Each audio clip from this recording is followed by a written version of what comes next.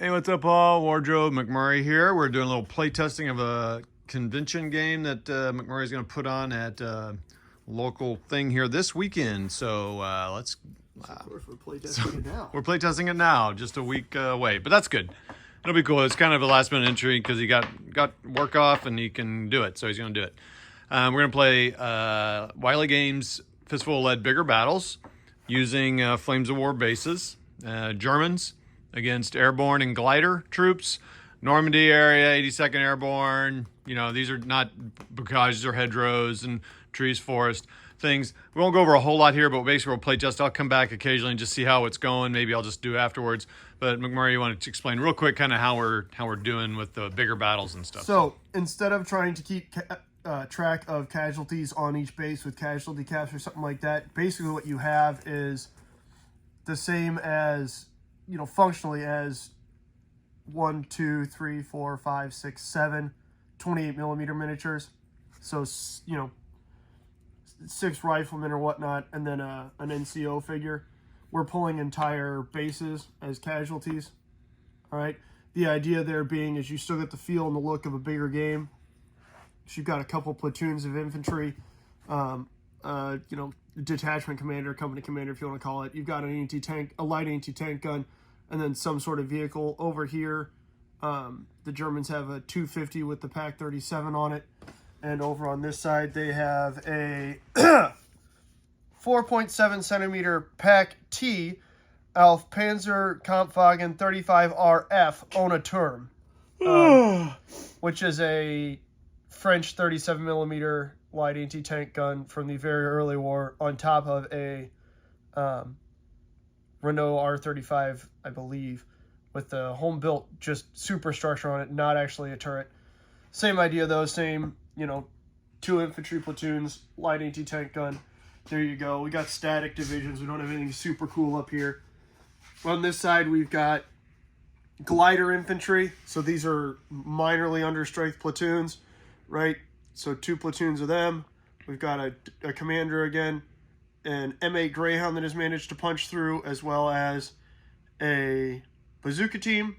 For the airborne, we've got larger, almost full-strength platoons, as well as, again, the same sort of idea. We've got a commander, a bazooka team, and then an airborne Jeep. It's armored. I know it's not appropriate, but it's going to be fun to play with, so that's what we're doing. I understand that most of the forces are pretty similar.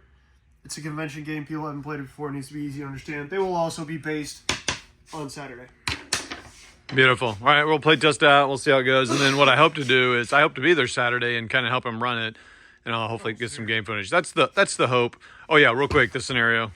Scenario is these guys discovered, oh shit, our glider just fell out of the sky, or we just fell out of a plane, and these guys woke up to, oh man, air raid sirens, and now there's, you know, Fallschirmjäger everywhere. So the idea is you're trying to control this little town district, right? So you've got this main square that's worth 3 points, and then these 2 little farms are each worth 2 points. So it's going to be a little harder for the Germans to get down here. They've got an obvious advantage in armored strength as well as their anti-tank strength. Got a little bit of an infantry advantage. Plus, they're dicks, so they should have a harder time. And they like counterattacking, so they'll go after one of those. They gotta go. Accurate. You got to go after one of those to win it. Okay, that's that. We'll play test it out. We'll see how it goes. See ya.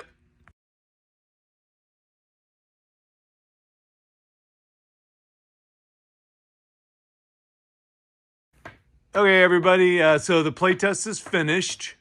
McMurray and I played it. He was the Americans. I was the Germans. And how'd it go, sir? Well, the Americans have a company command and a platoon command team left out of that company, and a platoon that's under strength and a bazooka team left out of this company. The Germans have 2 full-strength platoons, a Pak 36 team, this 4.7 on top of a Renault 35 hull, and their company commander. Over here, they still have this 250 with the Pak 37 on it, or with the KWK 36 on it, sorry. They still have their 36 team. They still have almost a full-strength platoon and about a half-strength platoon, as well as their commander in the building supervising. So yeah, the paratroopers, the 82nd is not holding this sector at this point. So so we did a couple things. We tried to deal when the first Joker came up that we got like an arty hit.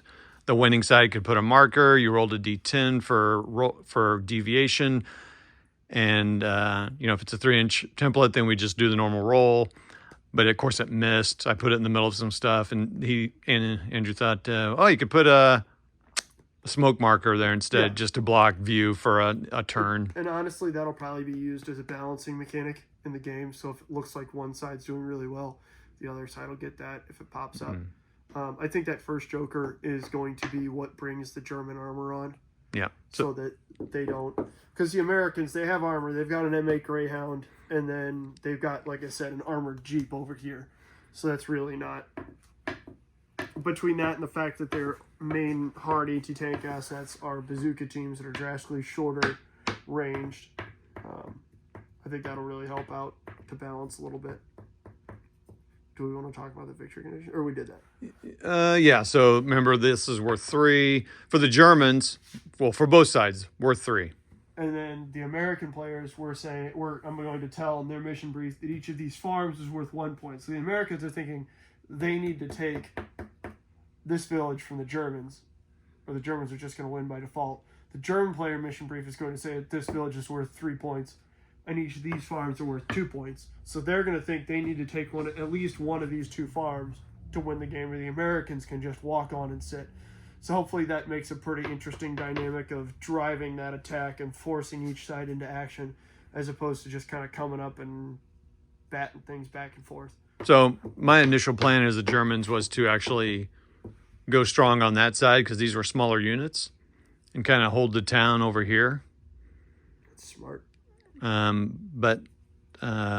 But this side I wasn't moving that fast, and I started to move them, but because I was seeing some good, my shooting over here was really hot. So I took guys out, so then I just started moving them forward, kind of changed my plan a little bit. Although I did start moving with them at some point too.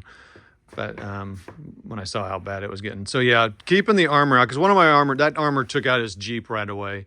So it'd give maybe that American it could give him a lot of turns, because that Joker may not come up. We only had 2 Jokers come up in 4 or 5 turns. Yeah, so it may not come up at They all. also swap the sides too, I guess. Just swap it around, have the Germans start over here since they're a little bit stronger and they gotta overcome this obstacle.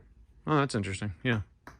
Yeah, so he'll have to think through that before, when he sets up the game. And then when we get to the game on Saturday, we'll talk about. Yep, You'll absolutely. see the changes. All right, that's it. We'll see you on Saturday. Another quick benefit of playing the rules and playing through the game, which is something you should probably always do. Not probably. You should always play through the game. You're going to put on scenarios. You kind of refresh yourself on the rules, which we both needed. So anyway, that's that.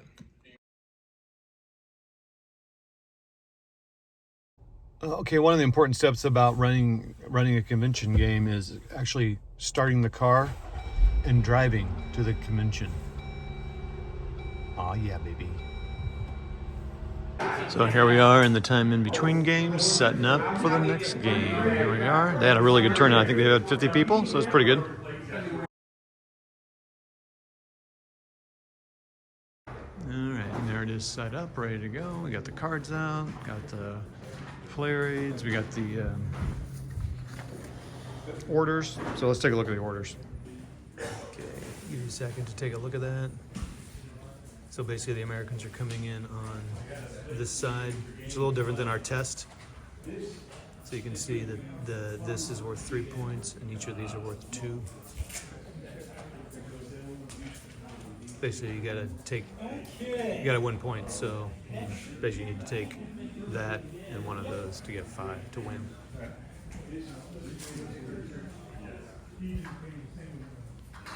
So you need 5 points to win the game. Look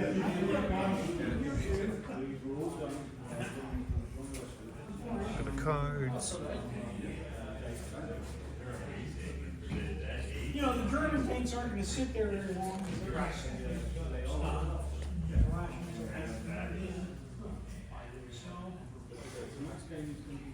The German plans, basically they're coming on this way, 1 point each and 3 points.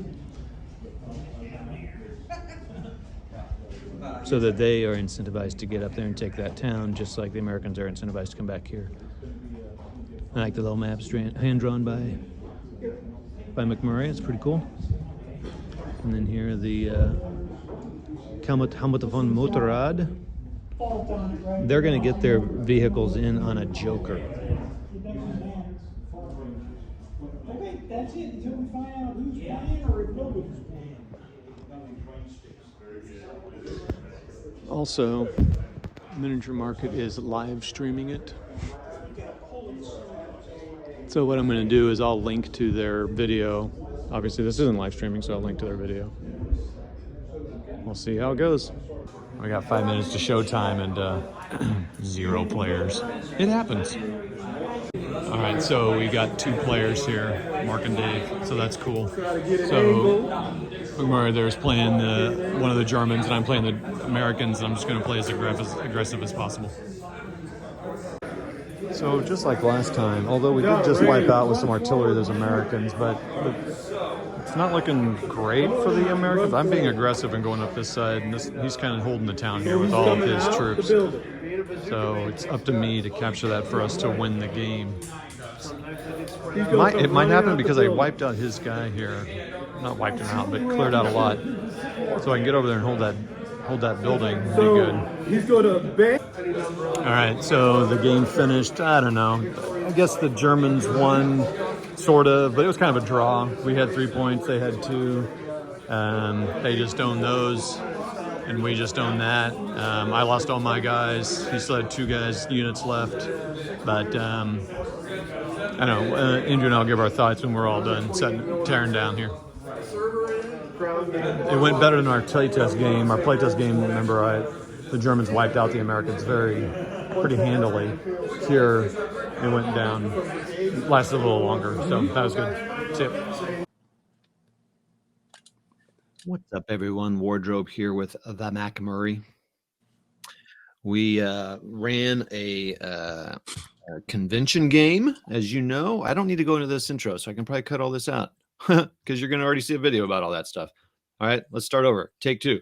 Hey, everybody. We're here to talk about the post-convention chatter back here. I was sitting early this morning making some notes, and I was just going to record something. I thought, I should get McMurray on here, and we can do a little back and forth, and it will be enjoyable and very edifying to all the people who watch this channel.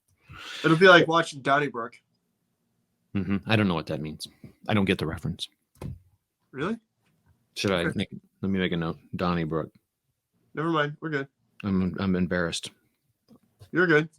It's a local PBS show. Oh, really? Oh, that's fun. It's like a sit-down talk show that they have all the time. But it's a local news thing. It's on PBS. Or at least I've always seen it local on PBS. Welcome to Wardrobe Plays World War II, and we're here with McMurray. I mean, yes. But I also don't know why I'm bringing up Donnybrook on... Anyways, hi. Hey, everybody. We're trying about convention game. Yeah. So, anyway, as you know, McMurray was going to run this, and I kind of inserted myself and said, I'll help you run it. Hey, McMurray, I'll help you run it. He's like, great. So here we are. So super helpful. These notes are going to, we could be all organized and put them in order and like some sort of cadence, but I'm not going to do that because that's not how we operate here. So my first thing that I thought of is I was excited about is that, I guess I should preamble. So I've only run one convention game, and that was a Blitzkrieg Commander game about, holy mackerel, 10 years ago. It was a long time ago. And McMurray, he's using his phone, which is looking incredible, but it does blank out when he gets calls. So the same person keeps calling me, and I keep declining it. So we'll just keep rolling. So yeah, we are recording. So do you need to call him back, and we need to start over? Okay. No. So this is only my second convention game I've ever I helped with, and like I said, my first one was Blitzkrieg Commander, and it went okay. I think it was a little big for a convention. They didn't get very far in it. I think there was too much in there. And so you may notice that I haven't run another one since. So I don't know what that says, but that'll get into the... I had a lot of... I think I'll get to that at the end. But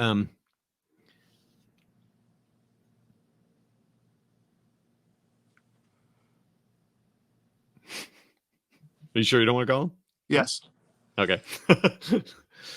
Anyway, I'll get into the end of kind of about the running games. But anyway, so I haven't done it in a while, and so this is first. Now, so I also have not played a trying to think here, but I've not played a Fistful of Lead game. So in a convention setting, and this is a small convention, but it was I've played him at Jay's house where there was a lot of people there, but that I felt like that's different because he knew who he had there. He invited him, basically invited us personally, essentially. And so it was a very select crowd that, you know, knew the game or at least was friendly to it. So I was interested. Now, McMurray, you've put on games for non-Wiley game players before. Yes. You can certainly touch on that. But so I was excited to see kind of the reaction to it. Because this group that we have here in St. Louis, you know, they're grognards, man. They've played war games for however long, 30, 40 years, all the classics to the new stuff. So it's always fun. So my first gut with all that is our two guys. We just had two people. McMurray got this entered in pretty late because, you know, I don't know, you schedule or whatever. It doesn't matter. Yeah. But he got it in late. So one thing is there wasn't a lot of notice about it. So like a lot of the games were listed as they would send out emails and stuff. So people kind of were planning on, I want to play the sailing game or this World War II game or whatever. So I think that was one reason we probably just had two players, right? It was last minute. So anyway, which is understandable. Yeah, like you said, they've been sending out schedules and game lists and everything for months now. And mine got in there 2 weeks ago, and then for whatever reason, it was not on the ones that have been sent out since then. Which again is one of those. Yeah, I put it in late. That's fine. So yeah, it's certainly one of those kind of conventions or days where guys show up knowing exactly what they want to play, mm-hmm. and then they know that if they're not going to be playing something in the second session or the first session, then they tell their wife, you know, yeah, okay, I'll be back, you know, XY. So it's okay. Yeah. I was happy. I wasn't honestly anticipating really getting anybody really? because of that. Oh, that's but interesting. I'm happy that Dave and Mark wandered over and said, yeah, we'll play. Yeah, they were nice. So it's the Big Muddy Historical Gaming Society. It's been around for a while, and these two guys are board members, Dave and Mark. So they were nice and came over and played. So my first gut though with them is that they picked it up pretty quick. Absolutely. Yeah. So that was really cool. And the scenario was designed pretty simply. Like there wasn't accurate. We used blast templates, but not really. Right. The guns were just shoot at a unit, roll your dice, and do all that stuff. So that, you know, there's just a lot of stuff that was simplified. Line of sight was very simple. So the whole board, we probably explained this earlier in the video, but no blocking line of sight really, just all cover, which I think helped, but I'll come back to the cover thing. So it was cool that they picked it up. And there were a couple times when McMurray and I were doing just kind of distracted or talking something else, and those two guys were fighting each other, and they knew what to do basically. So that was cool. It's nice about that system. I mean, it is pretty simple. So, yeah. Okay. Anyway, that's any thoughts on that kind of thought of it that they picked it up, or you probably weren't surprised, but no. I mean, especially one of the nice things about Fistful of Lead is there's not a lot there that's unfamiliar to any wargamer. Most wargamers aren't necessarily familiar with all of those concepts, obviously being put together in that manner, but there's no drastically out there, unique, outlandish, you know, concepts. Like some systems, it seems like feel the need to incorporate something wild. That this is what, like, you know, because everybody asks, well, what's this game's thing, right? That's not necessarily a thing with the mechanics in Fistful of Lead. So it's between that and then the especially with Core and some of the other expansions of Fistful of Lead, the quick reference sheet really handles everything. So yeah, yep. And you would provided copies, print out color, whatever, but for them. So that was nice. And then all the data you probably saw them in the videos. Everyone is that all the data were on these little cards. So with the traits spelled out, which is something McMurray and I are fans of. So they didn't have to look those up each time. I think the only thing that kind of stumped them a little bit was, but then they got over it pretty quick, was just kind of what they could do in a turn. And Yeah. but again, they kind of got that, and there wasn't a whole lot of choices, although I think there could have probably been more. But Yeah. So again, that's another one of those. We kind of set it up such that in bigger battles, there's a number of different actions, but we only were really going to use 3, maybe 4 of them. Yeah. Which again kind of goes towards how I tend to set up convention games. Is if there's a system that's got all kinds of options, that might be really cool to play. If say you and I are playing, right? Then if some of the options are going to complicate things, then maybe we just set up a scenario so that those aren't necessarily going to be as relevant, so that we don't have players confusing themselves or misrepresenting something. Or yesterday wasn't a huge deal, but especially when you're running a game, 3 or 4 times over the course of a weekend, explaining the same thing like 16 times sucks sometimes. So Yes. that was one of those simplifying things that we kind of did, in addition to putting all the traits on there and whatnot. Just not complicating or uncomplicating the system, just making it a little more user-friendly for both the players and you and I running. Yep. So, yeah, you kept the trait somewhat limited and simple, +1 to shooting, +1 to wound, but that sort of thing. I think those got missed a few times, but that's normal. Yeah. I mean, heck, we forgot to do traits when we were playing it. Yeah, I didn't do my infiltrate, which I've never used before. And so I didn't even, you even mentioned it at the beginning. I just totally blew it off. Which would have been nice to use, because could have got my guys up 10 inches further than they were. So 12. Why is that? This is 12 inches is the rule. Oh, really? Infiltrate. Oh, yeah, it's 12 inch. Oh, yeah. That's cool. That'd be even better. Okay, so I showed a video of this too. The handouts, I like those with the maps. Those are kind of cool, especially since they're hand drawn right there at the moment. I thought those they looked authentic. Thought that was cool. That's the idea. And then it was just, man, I don't know, 25, 30 words, or I don't know. Yeah, not much. It was just enough to kind of give you get across the board, make sure you're attacking the whole time. So that was cool with short orders. And then the same vein, I like the different victory conditions, which we kind of set up. This is the most complicated thing about the scenario. So I'd say that worked okay. I wondered, so this goes to something, and it's a scenario design thing, which is another whole discussion. Yeah, that's for sure. Totally. And I think we talked about it on this channel, or not Jay's or something, but it's either, meeting engagement where you're trying to kill points, which I'm never a fan of those, or it's an attack defend where, we're in the town and you got to figure out how to maneuver around us and take us out or whatever, which is fun if you're the one side attacking. In which case, I've always thought this, I don't know if you've done this before, but if you do design a scenario like that, you and I would have run the Germans in defense and let the guys attack, right? It's like, okay, we're not going to be doing a lot of moving. But I didn't know. So one of my other things is, so we didn't use any blocking line of sight, really, except for the buildings. Yeah. I wondered if there was some more blocking line of sight where they had to move to see something that might have helped. Maybe. I was thinking about that.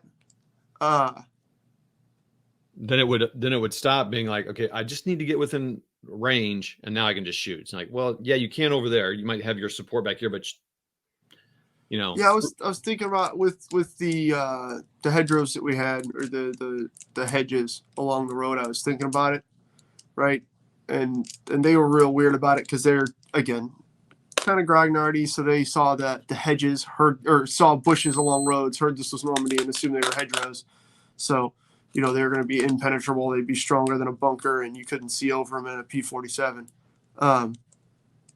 But on one hand, I agree with you. On the other hand, given how much one of our players clung to the small bit of cover that he had being a building, even though it was blatantly not at all in his interest in terms of the game objectives, I'm not sure how well that would have gone over. I feel like it would have just had people sitting there.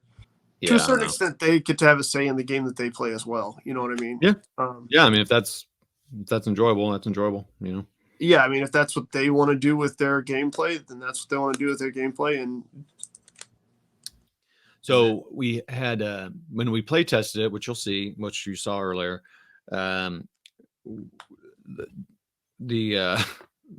well, I think your M8 lasted longer in the first playtest game, but basically they were nothing. They did nothing. the Jeep and the M8, there were nothing. Same thing in the second game. His Jeep was taken out in the first shot, like at long range behind a building. Well, he wasn't behind a building. He was, but we didn't really count it. But still didn't matter. The first turn or second activation, boom, gone. And I was like, what the heck? So, and then my M8 was gone, and it lasted longer just because there was no one to shoot at it. And then as soon as someone did, it was gone. So I was like, that's interesting. Yeah, so, see, that's I think more of a rules issue. Oh, okay. Because that's again, that was the thing. Nobody ever really, with any anti-tank capability, ever shot at the German armor. Otherwise, I feel like we would have seen the same thing. But the German armor was so slow and plotty that by the time it got up there. So I took. Wait, who was German last time? I was German in the playtest. Putting some, and you rocked the Christ out of my allied vehicles. But my point is, like, I think while we were held up on the power of the Germans having more infantry and everything, I think the big deciding factor, honestly, in most of those games were the 2 Pak 36s that the Germans had. Because they're really long range. They can knock out those vehicles, no problem. And 3 dice. It's not, it'll wreck, infantry almost at the infantry's, maximum range. Short range for those things was 20 inches, and the infantry was firing 48 long or 24 long. So, right. Those were really powerful. Replacing one or both of those with like a Panzerschreck team or something might be worthwhile moving into the future. Yeah. If that makes any sense. Yeah. So, anyway, so because of the playtest, the German armor kind of was, well, yeah, like you said, I think it was really the gun that dominated more than the armor. We talked about, so McMurray added the German armor started off board, and we'd use the first Joker to get it. Well, the first Joker came up in the first hand in the first play. Yeah. And then you dropped one, on the first turn, just one of those. So, So it did delay them until the second turn, but still. Oh, yeah. Well, okay. Then he moved his guy. Oh, no, was it that gun, that vehicle took out his vehicle, our vehicle? Yes, his 250 /10 with the 37 millimeter on it. It did. It knocked out the. In that second turn, right? I mean, he pulled into the board. Yeah, second or third. Yeah. Shot rolled right up and. So we were like, one thing you could do with that is you just delayed putting the Jokers in for a couple hands or something. Yeah. So. Yeah. And I don't know. Who knows if it would have helped? I don't know. Or you delay the guns coming in since they were the bad boys. Right. So that was something. So that's something we could change if we ever play that one again. The random events. So afterwards, the random events were artillery coming in, and it was, so if I pulled the Joker, I got to put a marker down. Right. That's how that works. It was more whichever side was losing or had lost more units. That's it right. Just happened to that. Yeah. You made the call at the point. So, but and so then I proceeded to do it, and no, actually one of our other players got it and it went way off course. Correct. And then I got it and it went 1 inch off course and took out 3 or 4 of your stands. Yeah. And then Mark had one where he knocked out 2 of them, 2 of my stands. Yes. Yeah. So it was good. Like it worked. Well, in this case, it made it last longer because, again, I was kind of seeing the same thing happening where the Americans are just getting, just destroyed. I felt like. Yeah. And and then I was like, oh boy, this is kind of going the same way. And then that happened. And then unfortunately it was both times to McMurray. So, so It happens. Dave, his opponent, Dave was, I mean, not opponent, his teammate, Dave was doing just fine. Yeah, he was outstanding. He was McMurray was just getting chewed up. Yeah. So, I mean, would you still do that random event? Do you think that was good? I think so. If with people who are a little more familiar or whatnot, it might turn into you throw in a unit. Maybe there's another M8 roll up or another armored Jeep, or oh no, here's another stick of airborne. But honestly, one of the airborne units, one of the airborne platoons, which were the big ones, had the skirmisher special rule, trait, which is really good, because you can maneuver and not pay a penalty on your shooting, right? Which is huge, especially when you're needing to get forwards and take an objective. Unfortunately, just like, you've seen in Chain of Command, where that's also kind of a thing, bolt action, that's kind of a thing. But every time it seems like our American player just wants to sit and shoot it out with the Germans, right? Which luckily in this convention game, we didn't add in, mechanics or organization or whatnot for the German overabundance of firepower with MG34s and 42s.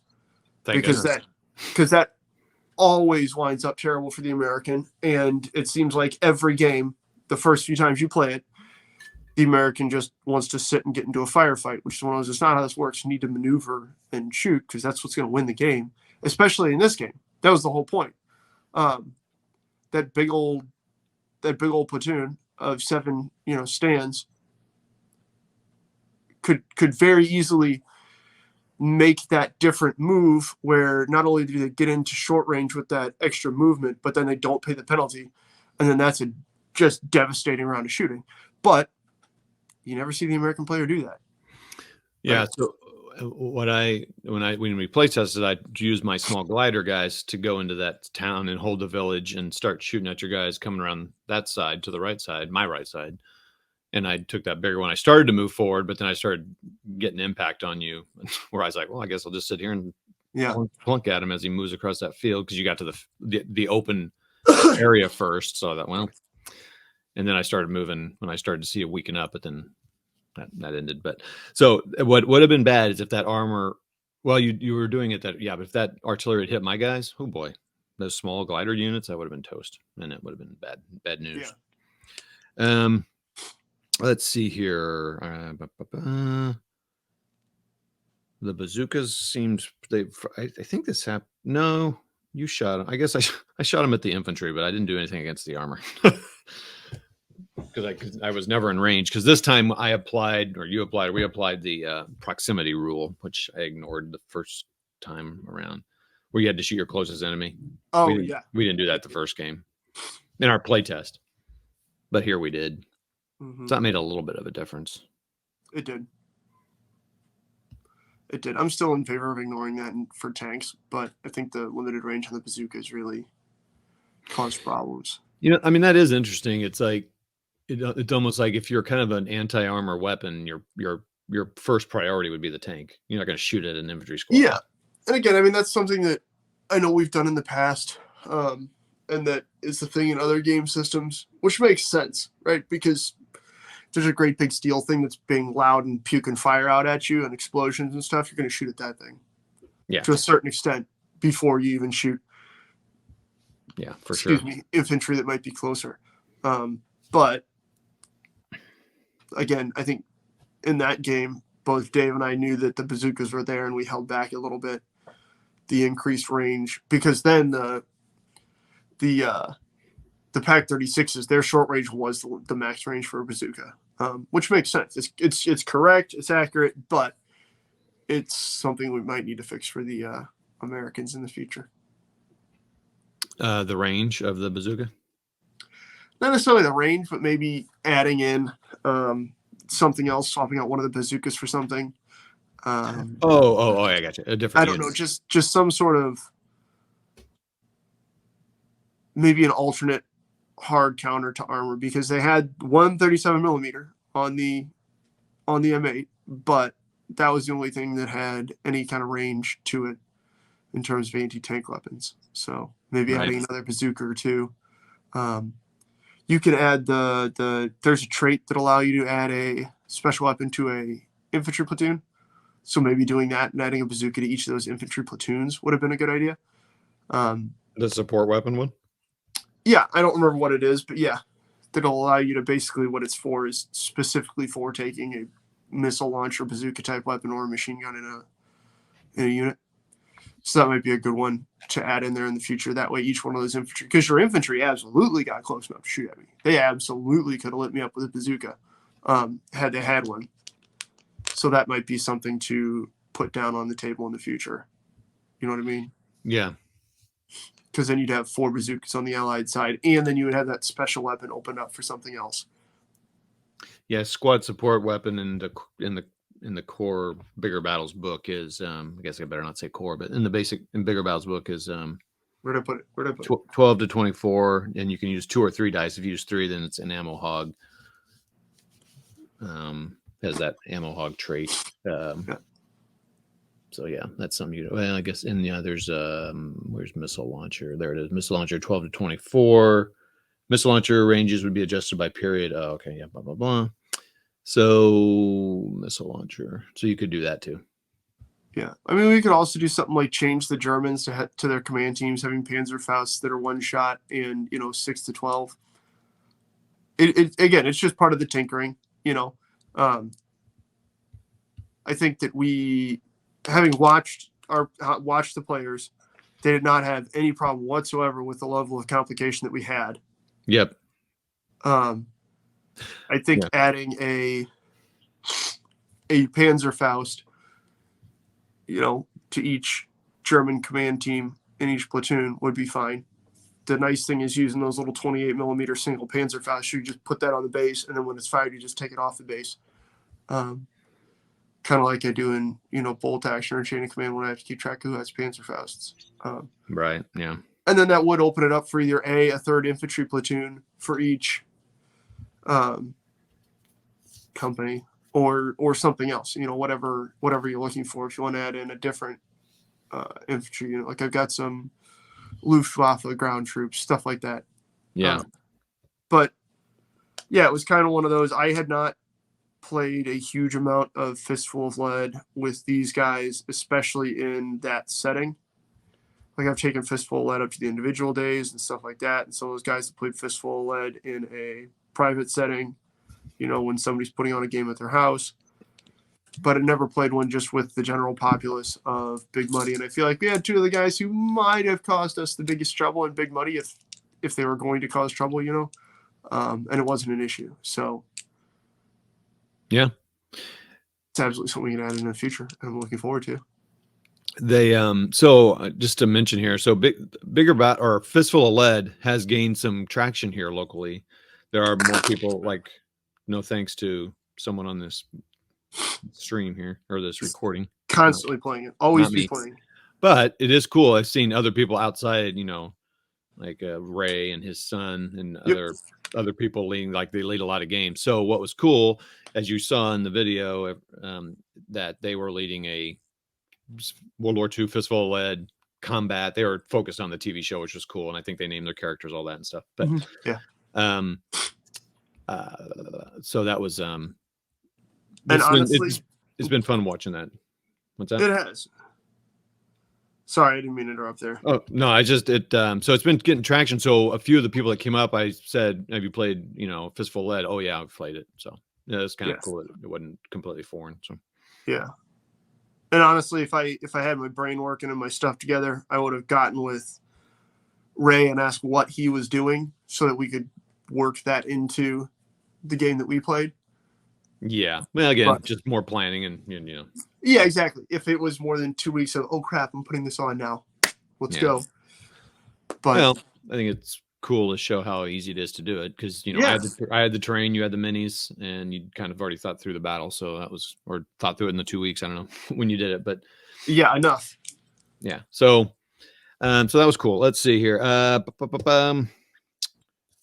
feel like there's something else here. Let's see. Any other? I got a thought about putting on the convention games, but anything else that you would change or do differently, or you do it again? Obviously, I think.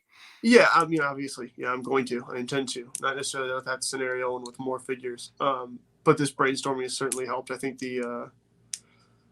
like anything, we're not at a fixed point, right? Everything can always be improved on. Everything can always get tweaked, a little changed, fixed, what have you, however you want to, phrase or put it. But that's what I was going to ask you. Do you like the first time that McMurray and I played with the Flames of War bases, we did. I screwed that up. 100% my. Well, we had a few errors in a few things that we did just because we were learning the rules. But the other thing is we did unlimited range on the long side, right? We did. Yes. Because technically, you could shoot across the whole board and whatever. But with the scale of everything, but I think we decided pretty quick we didn't like that. And that or we needed to build a super crossfire board to play it on. Yeah.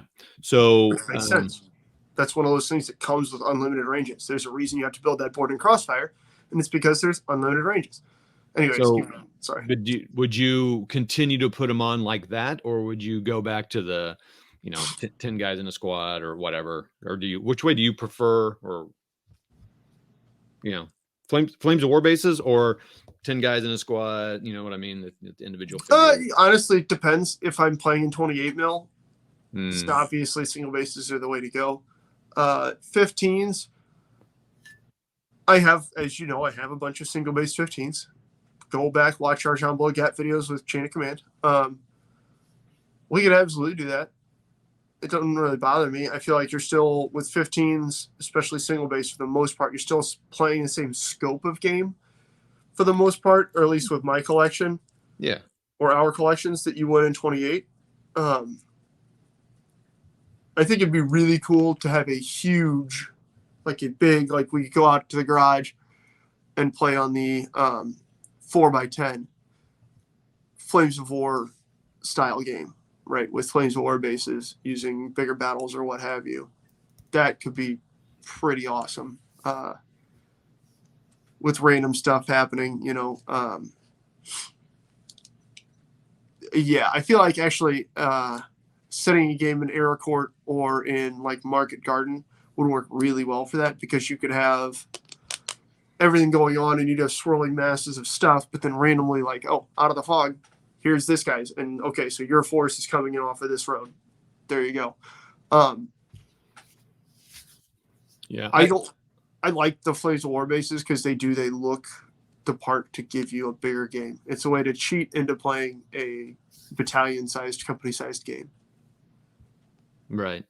I definitely liked it better with the ranges as written. Yeah. And I liked the feel of both of these games, with minor tweaks that we've talked about. And I would like to experiment with the line of sight stuff, but yeah, I enjoyed that and it's a cool way to use the Flames of War stuff and bases. And everybody's got Flames of War stuff because it was a great game for a long time, and now it sucks, and so everybody's pissed off. They want to use their stuff still, but nobody likes using casualty caps. Actually, that was one of the things that I was quite pleasantly delighted with. A lot of people, for whatever reason that you and I know, have massive trouble wrapping their head around the idea of just pulling a full standoff, despite the fact that when they played Flames of War with that shit, they pulled full stands off. Yeah. So McMurray was definitely concerned about needing casual or people needing to explain the casualty cap thing, and it did not come up at all. Not at all. Which is delightful, because I legitimately we had talked about this. I was thinking about bringing, because most of our units were 7 rifle, MG, what have you, stands, and then a command stand. So I was legitimately ready to bring 7 28mm riflemen and then a 28mm NCO and lay them out right next to one of the platoons. Okay, here is how you're playing. We're just playing with these models, so that instead of having a squad, you have a platoon running around.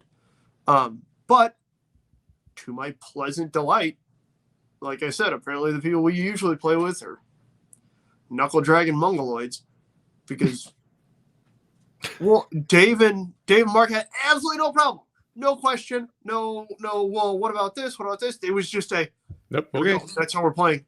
Yep. And then That was awesome to me. not another even second thought about it.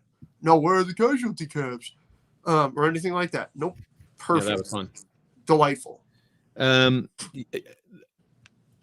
I thought what I saw a couple times they mentioned maybe a little bit more grittiness or detail or a little bit more, I'll say just realistic, just for lack of a better word, Yeah. kind of elements. A couple times would come up a couple times, and then they would be like, we're playing a cartoon TV version of this. They kind of reminded themselves and reminded each other like, oh yeah, we're kind of, this is, which was cool too. It is. And it's nice when you can get players that can do that, because some players really can't. They fixate on.